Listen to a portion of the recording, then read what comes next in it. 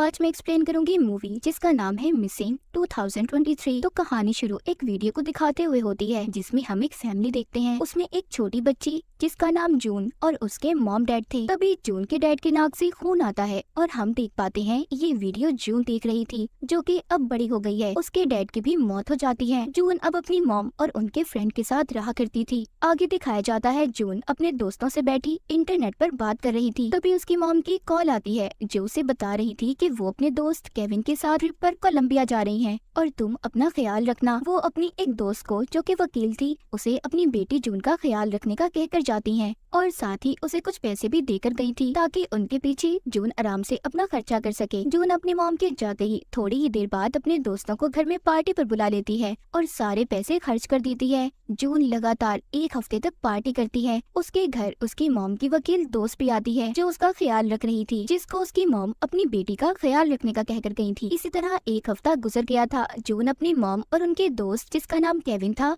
उन्हें एयरपोर्ट पर लेने जाती है, मगर काफी ज्यादा इंतजार करने के बाद जब केविन और उसकी मॉम नहीं आती तो जून अब थोड़ा डरने लगी थी। वो घर आकर अपनी मॉम और केविन को कॉल भी करती है मगर कोई भी फोन नहीं उठाता। अब जून कोलंबिया के उस होटल से राब्ता करती है जहाँ पर उसकी मॉम और केविन रुके थे, जहाँ से उसे ये पता चला था कि वो अपना सामान लिए बगैर ही वहाँ से चले गए। अब जून होटल वालों को ये मैसेज करती है कि आप प्लीज होटल के बाहर लगे कैमरास को देख सकते हैं, जिस बात पर होटल वाले उसे जवाब देते हैं कि इसके लिए आपको यहाँ पर आना होगा और वो भी 48 घंटों के अंदर अंदर। घबराई हुई जून ये सारी बातें अपनी मॉम की वकील दोस्त को बताती है, जिसके बाद वो कोलंबिया की एम्बेसी में जून की मॉम की लापता होने की रिपोर्ट लिखवाती हैं। जिसके कुछ दिन बाद जून को कोलंबिया के पुलिस इंस्पेक्टर की कॉल आई थी जो पूछते हैं तुम्हारी मॉम ने क्या तुम्हें कहीं और जाने का बताया था? पर जून को ऐसा कुछ भी उसकी मॉम ने नहीं बताया था और न ही वो इस बारे में कुछ जानती थी। जून अब इंटरनेट से ही कोलंबिया के टूरिस्ट की वीडियो देखती है। जो लोग ट्रिप पर गए थे उनकी वीडियोस को देखती है। वो सोचती है कि शायद इसे इसकी मॉम का कुछ पता चल जाए,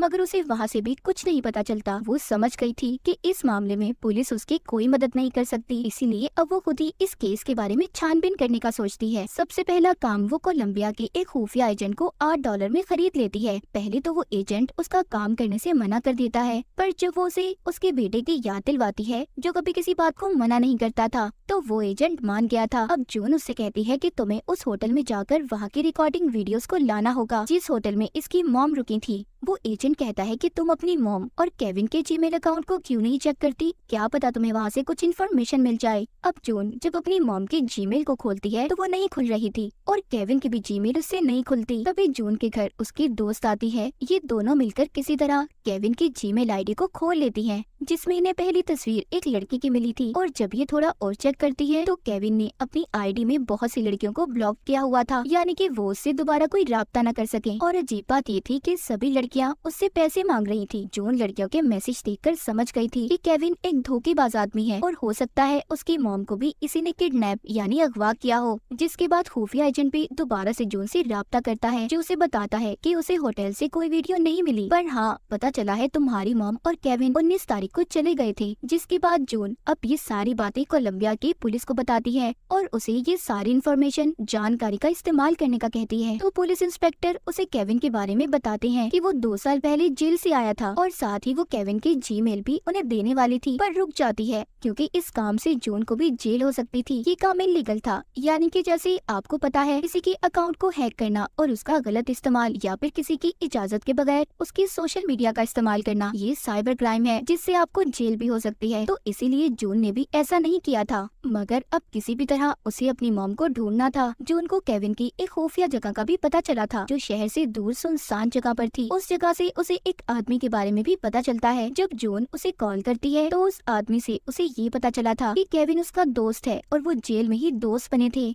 वो उस आदमी से अपनी मॉम के बारे में भी पूछती है तो वो आदमी कहता है कि हाँ केविन ने मुझे बताया था कि वो एक औरत से बहुत प्यार करता है और वो उसी के लिए खुद को अच्छा बना रहा है। ये सब सुनकर जून उसका फोन काट देती है। जिसके बाद जून को खुफिया एजेंट की वीडियो कॉल आती है जिसको एक लॉक ताला मिला था। वो कहता है पता नहीं केविन ने इस ताले को क्यों खरीदा था। जून को कुछ समझ नहीं आती। जिसके बाद वो कोलंबिया की एक जगह के बारे में सर्च करती है जहाँ पर उसे एक ऐसी ही जगह के बारे में पता चला था उधर सब प्यार करने वाले तालों को बांध कर आते थे। उन्हें वहाँ पर एक ताला भी मिला था जिसके ऊपर केविन और उसकी मॉम का नाम लिखा हुआ था। अब जून दोबारा से ट्रिप की वीडियो को देखती है जिसमें उसे एक वीडियो में केविन नजर आया था जो उसकी मॉम को प्रपोज कर रहा था, पर उस वीडियो में उसकी मॉम का चेहरा साफ नहीं था। वीडियो में दोनों बहुत खुश थे, पर जब वो रोड से गुजर रहे थे तो एक गाड़ी से कुछ गुंडे निकलते हैं जो उसकी मॉम और केविन को उठाकर गाड़ी में बिठाकर ले जाते हैं। ये सब देखकर जून बहुत डर गई थी। तभी उसके खुफिया एजेंट की भी कॉल आती है। वो अब इन सब के बारे में उसे बताती है। जून बहुत रो रही थी। वो कहती है मैं अपने डैड को पहले ही खो चुकी हूँ, पर अब मैं अपनी मॉम को नहीं खोना चाहती। वो एजेंट कहता है मैंने भी एक एक्सीडेंट में अपनी बीवी को खो दिया था जिसका मुझे आज तक अफसोस है, और तुम्हें मैं अपनी बेटी मानता हूँ। तुम फिक्र नहीं करो, तुम्हारी मॉम को कुछ नहीं होगा, हम उन्हें ढूंढ लेंगे। अब जून वीडियोस को दोबारा देखती है। जब वो गौर करती है तो केविन ने अपनी आईडी पर जिन तस्वीरों को पोस्ट किया था उन सब में उसकी मॉम का चेहरा साफ नहीं था। गौर से देखने पर पता चलता है कि केविन तो उसकी मॉम के साथ ट्रिप पर गया ही नहीं था, यानी कि तस्वीरों में दिखने वाली औरत उसकी मॉम नहीं थी, वो तो उसके साथ गया था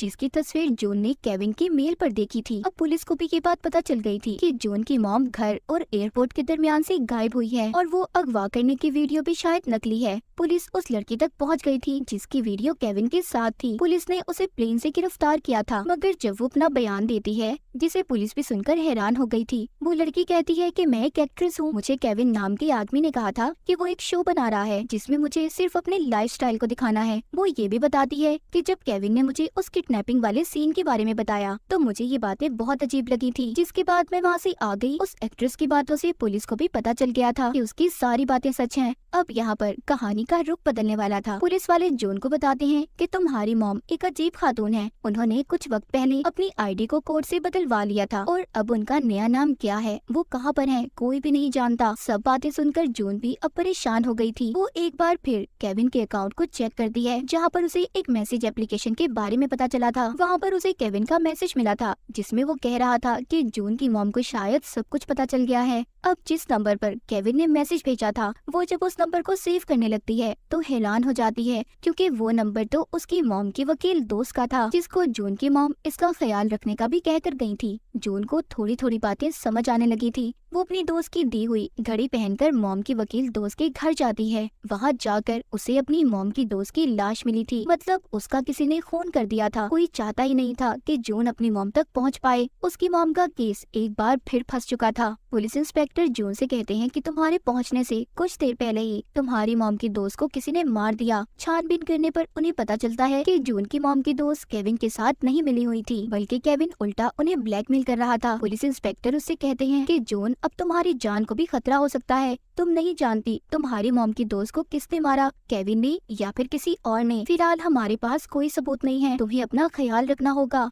इसके बाद हमें दिखाया जाता है कि किसी ने जून के लैपटॉप को हैक कर लिया है, यानी कि अपने कंट्रोल में, और वो इंसान जो भी था वो शुरू से ही उसके लैपटॉप से जून पर नजर रख रहा था, जिसका मतलब केविन अकेला नहीं था, उसका साथ कोई और भी दे रहा था या फिर कोई उससे ये सारे काम करवा रहा था। अब किसी न किसी तरह बहुत ज्यादा कोशिश के बाद जून ने अपनी मॉम के जीमेल को खोल लिया था, जिसमें उसे पहला मैसेज ये मिलता है, ग्रेस मैंने तुम्हें ढूंढ ही लिया। ग्रेस यानी कि जून की मॉम का नाम था। शायद ये उसी इंसान का मैसेज था जिसके लिए या फिर जिसके साथ केविन मिलकर काम कर रहा था। जून को केविन के बारे में ये भी पता चलता है कि कुछ वक्त पहले उसने उस आदमी के घर में कैमरास को भी लगवाया था जिसके लिए वो काम कर रहा था। जून अब उन कैमरा को हैक कर लेती है, जिससे उसे पता चलता है कि ये तो उसी का घर था जिसमें वो बचपन में रहा करती थी, वही घर जो हमने कहानी के शुरू में वीडियो में देखा था। उधर केविन भी पुलिस से लड़ाई में मारा जाता है। जून अब सोचती है कि जब केविन भी मारा गया तो आखिर ये इंसान कौन है जो हमारे बारे में इतनी इन्फॉर्मेशन रखता है और हमारे पीछे पड़ा हुआ है। तभी उसे उसी आदमी की कॉल आती है जिसने पहले इसे केविन के बारे में बताया था, जो कोई और नहीं बल्कि इसके डैडी थे, जिनको हमने कहानी के शुरू में नाक से खून निकलते मरते हुए देखा था। मगर जून के डैड मरे नहीं थे और जो घर उस सुनसान जगह के बारे में जून को पता चला था वो इसी के बचपन का घर था। सब जानने के बाद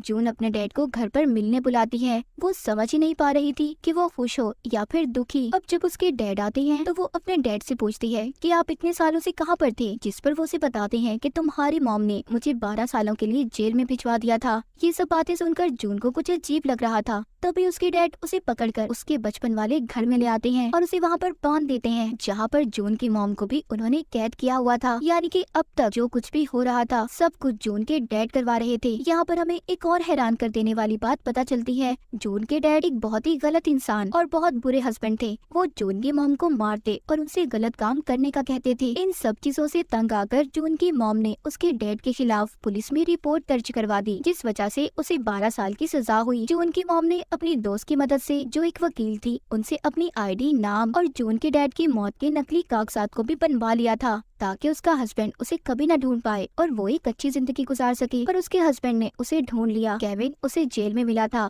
वो दोनों अच्छे दोस्त बन गए। मतलब सारा प्लान जून के डैड का था। अब वो जून की मॉम से अपना बदला लेना चाहते थे, इसीलिए वो उसकी मॉम से कहते हैं कि मैं तुम्हें अब मार दूंगा। इससे पहले उन्हें किसी की लाश को दफनाने जाना था। जब जून के डैड वहाँ से चले गए थे, तो इसी बीच वो अपने हाथों की रस्सी को वहाँ पर पड़े कांच के टुकड़े से काट लेती है और अपनी मॉम को भी छुड़वा लेती है। जून ने अभी भी अपने हाथ में अपनी दोस्त की दी हुई स्मार्ट वॉच घड़ी पहनी हुई थी। वो उसकी मदद से अपने एजेंट को कॉल करती है और अपनी लोकेशन को ट्रेस करने का कहती है। इतनी ही देर में उसके डैड वहाँ पर आ गए थे, जो उसकी मॉम पर गोली चला देते हैं, जिससे वो जख्मी हो गई थी। यहाँ पर वो ये भी देखते हैं कि जून ने अपने हाथों की रस्सियों को खोल लिया है, इसीलिए वो उसे दोबारा बांध देते हैं। तभी जून की मॉम वहाँ पर पड़े कांच के टुकड़े को उठाकर जून के डैड के गले में मार देती है, जिससे अब उनकी मौत हो गई थी। पर जून की मॉम की हालत बहुत खराब थी। तभी उसकी नजर वहाँ पर लगी हुई स्क्रीन पर पड़ती है, जो उसकी लैपटॉप की स्क्रीन से कनेक्ट जुड़ी हुई थी और लैपटॉप के पास जून का मोबाइल पड़ा था। अब वो स्क्रीन की मदद से अपने फोन को वॉइस मैसेज के जरिए चलाती है और उसको हेल्पलाइन पर कॉल करने का कहती है, जिसके बाद पुलिस ने भी वहाँ पर पहुंचकर उसे और उसकी मॉम को बचा लिया था। जून ने सब्र और समझदारी और इंटरनेट, सोशल मीडिया की दुनिया का सही से इस्तेमाल करके खुद और अपनी मॉम को बचा लिया था। अब हमें कुछ वक्त बाद का सीन दिखाया जाता है। जून की मॉम, जो कि अब बिल्कुल ठीक हो गई थी, उसकी अब अपनी मॉम से अच्छी बनने लगी थी। जून समझ जाती है कि उसकी मॉम ने उसके लिए क्या कुछ किया